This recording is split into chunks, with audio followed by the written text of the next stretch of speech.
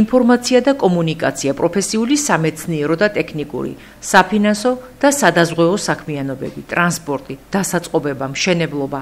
ეს არის დარგები, რომლებმაც სტატისტიკის ეროვნული სამსახურის ინფორმაციით ქვეყნის ეკონომიკური ზრდა 9.3%-ით განსაზღვრა. ინფორმაციისა და კომუნიკაციის სექტორში ზრდა ძირითადად დაკავშირებული იყო კომპიუტერული დაპროგრამების მოცულობის დასთან, ასევე ინფორმაციისა და კომუნიკაციის სექტორში კონსულტირების და შესაბამისი მომსახურების მოცულობის გაფართოებასთან, პროფესიული, სამეცნიერო და ტექნიკური საქმიანობის სექტორში და ძირითადად დაკავშირებული იყო აღრიცხვა, კონტროლი, აუდიტის, ასევე საგადასახადო საკითხებში კონსულტაციების მოცულობის დასთან, საფინანსო და სადაზღვეო საქმიანობის სექტორში და ძირითადად დაკავშირებული იყო კომერციული ბანკების საპროცენტო შემოსავლების დასთან. რას ფიქრობენ მოქალაქეები, გრძნობენ თუ არა ისინი ქვეყნის ეკონომიკის ზრდის სიკეთეს?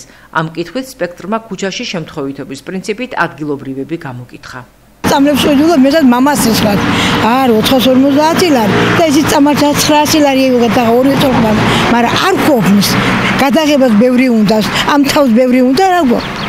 უნდა გივიჭიროს ნავადაზე საჭმელი იზო. ჭამეო, წამალი დალი ჭამის შემდეგო. მე წამალს ვიდულო საჭმელი რაც ივიღიდო. და ჩემ ბიჭ თავის ოჯახი აქვს, ბევრი ჭიდე, ბევრი ბავშვები ყავს, ბევრი არა შვილო და რა მოახერხოს. არაფერი. ძალიან სოდროში. ძალიან დაგვის ბუკეტი, მე რატო უნდა მოვიღო პური?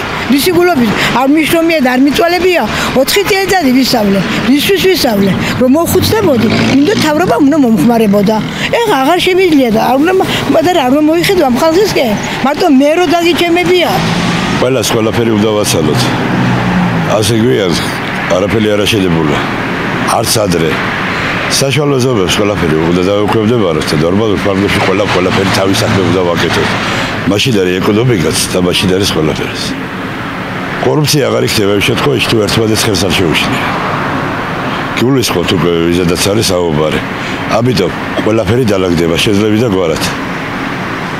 ლამაზდება ქალაქი, ლამაზდება ზესტაფონი, ლამაზდება ყველაფერი და ვაცალოთ.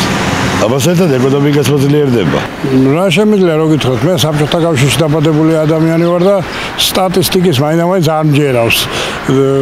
ყველაზე კარგად მაგას აჩვენებს მაცივარი რო გამოაღებ კარებს შიგნით რადევს და ჩვენ მაცივარში არც არ მოუმატია მათ შორის არც ჩემი ოჯახისაში, ასე რომ ეს ციფრების თამაში უფროა ვიდრე რეალური ეკონომიკური ზრდა.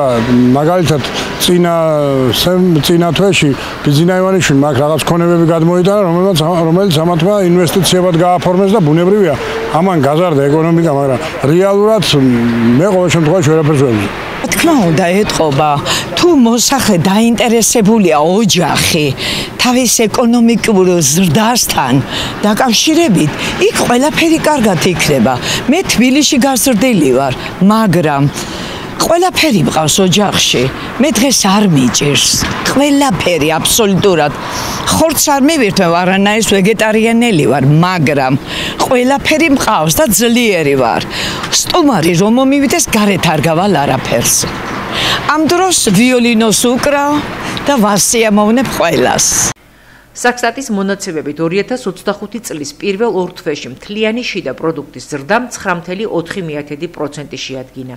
იანვარში ეს მონაცემი 11.1%-ია, თებერვალში 7.7%. მარტის თვის მონაცემის მიხედვით მთლიანი შიდა პროდუქტის ზრდა 9% შეადგინა. პირველი კვარტლის მონაცემის მიხედვით კი ზრდა 9.3%-ით განისაზღვრა.